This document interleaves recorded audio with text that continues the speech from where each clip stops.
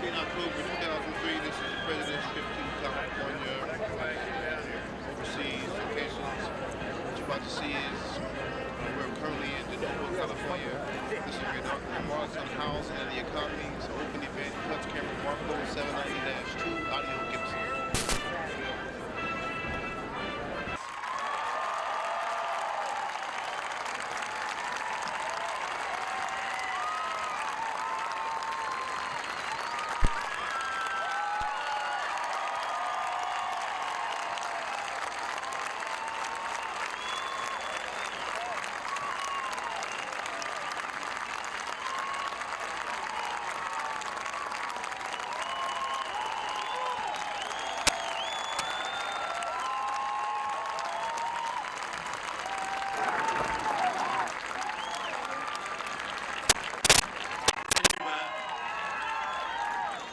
In fact, everyone in the San Joaquin Valley, President Bush could not have selected a company, a community, or a part of California that is more representative of America.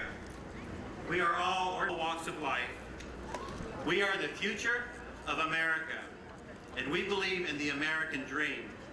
I know because my father and I dreamed 40 years ago, and now our entire family. So today is an incredible experience to kick off our company's 40th anniversary celebration. As the President shares his vision on housing, President of the United States, President George Bush.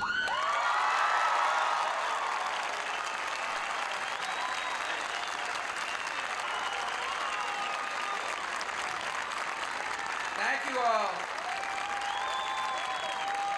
Thank you very much. Hola.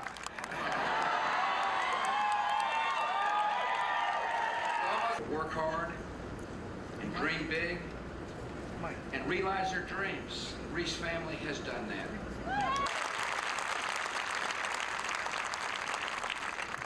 Started with Grandma Rosie's pots and pans. Fred was just telling me they produce 3 million burritos a day. For a man who likes burritos, I'm in heaven. Ruiz has shown me, patriarch of this great family, the initial dreamer along with his son to build and create. Most people. Chance for 1,200 people to realize their dreams. That's what America is all about. We're here to help.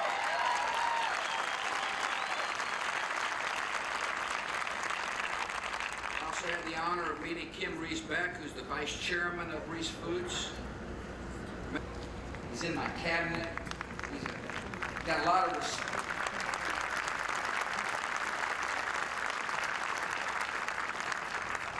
Freedom, but there's still no freedom. So you know what they did? When he was 15 years old, they put him on an airplane to America.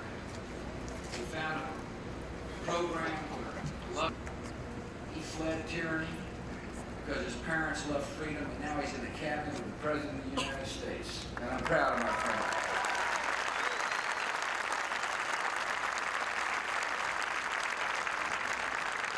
Jorge Bernadovich, as well as a member of the United States Congress, thank you for coming, Jorge. Bienvenido.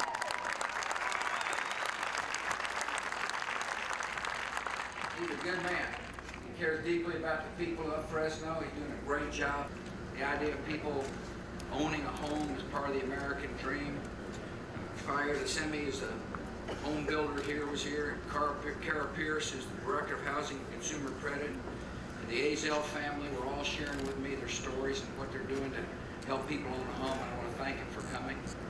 When I landed at the airport, I met a fellow named Danny Clacius. You know, there's a lot, the reason I bring up Danny is there's a lot of talk about our country's military might, and we're strong, and we'll keep it strong. And there is talk about the economy and the wealth of the country, and do everything we can to make sure the economy grows. But the true strength of the country is the hearts and souls of our America. Of compassion. Yeah. He, out of the First Church of the Nazarene, he has become a volunteer. He has heard the call, the universal call of all religions to love a neighbor just like the Ruiz company sets a good example by encouraging people like Danny to volunteer. My call to our fellow Americans is love a neighbor. When you find somebody who hurts, put your arm around them, mentor a child, go see shut-ins. Tell somebody you love them on a daily basis. America can and will change one heart, one soul, one into a recession. That means there was negative growth. It means people were being laid off. Things weren't good in our economy. And then just as things began to get better, the enemy were determined people, and we began to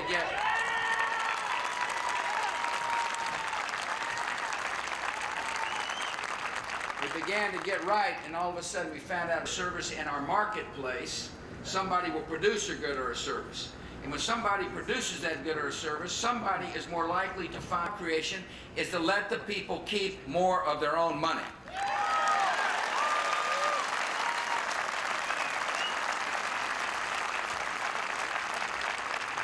And that's what we encourage marriage, so we reduce the penalty on marriage. We understand how tough it is to raise a child in our society, and so we increase the child credit from.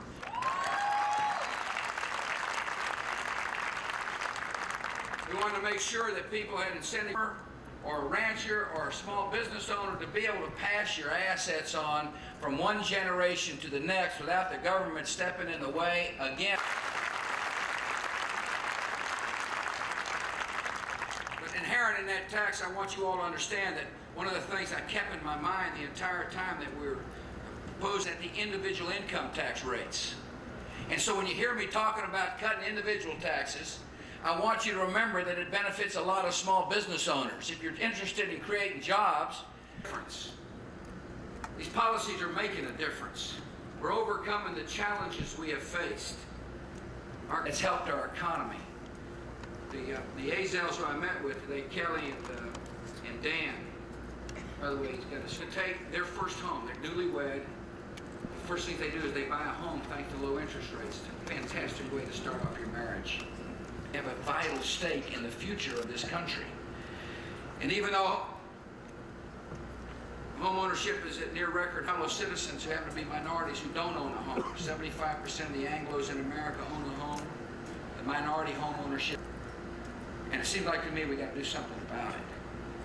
If it's good for America that people own a home, we want people from all over. And so I laid out a goal. I said over the next decade we want there to be 5.4 goal.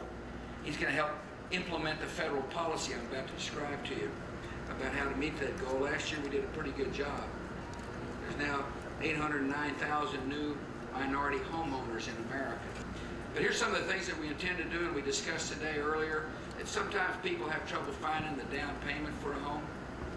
Makes them nervous when they hear the down payment. We need to have a down payment fund to help. $1 million a year is stuck in the Senate. The Senate needs to act. If they're interested in closing. And it kind of makes you nervous.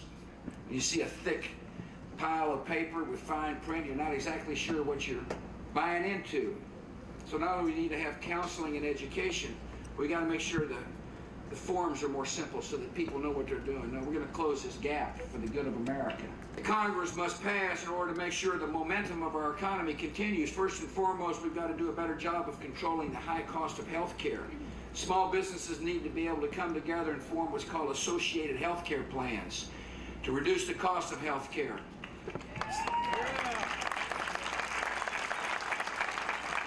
Energy policy. If you're interested in growing the economy, people have got to make sure they got a reliable source of energy.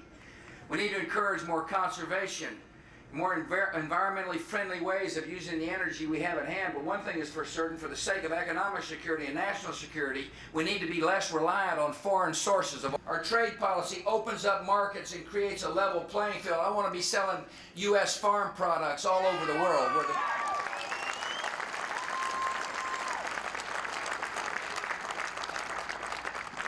Find a way with the other. In order to make sure our economy grows, all the tax relief I described needs to be made. Challenges to our economy. And I also want you to know we're answering the great threats to our security. September the 11th, 2001 moved this country from grief. That we will bring the guilty to justice and plot and secret. They target the innocent. They defile a great religion. And they hate everything America stands for. They're not going to be stopped by negotiations. They must be fought, they must be found, and they must be defeated.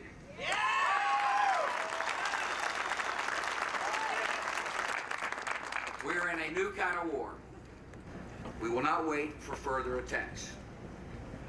We will not hope for the best. We will strike our enemies before they can strike us again.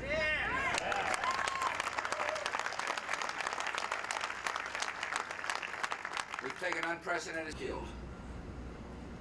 The resolve of this nation is firm, and it is clear. No matter how long it takes, all who plot against America will face.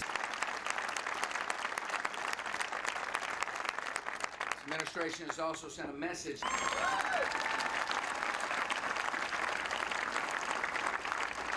Thanks to our great military, Afghanistan is no longer a haven for terror.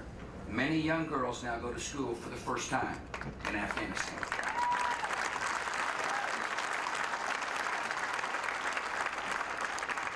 And we rise and denounce this threat for over a decade. And finally, the United Nations Security Council in Resolution 1441 demanded that Saddam Hussein disarm. Because I was not about to leave the security of the American people in the hands of a madman. I was not about to stand by and wait and trust in the sanity and restraint of Saddam Hussein. So we acted in one of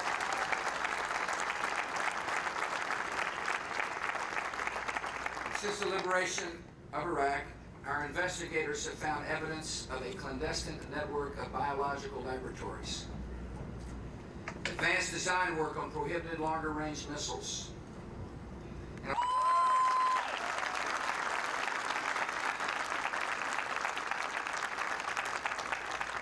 who can possibly think the world would be better off with Saddam Hussein still in power?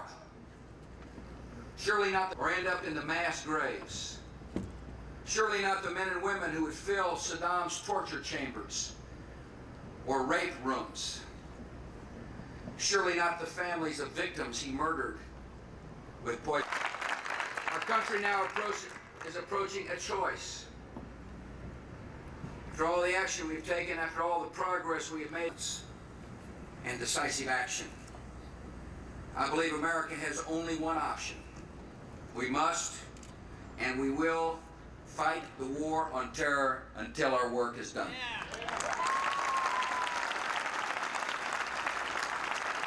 And on many fronts, and Iraq is now the central front.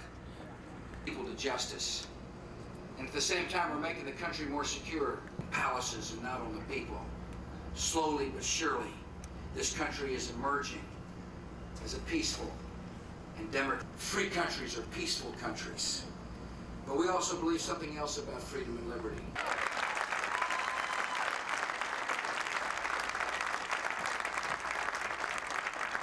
Now we're making progress.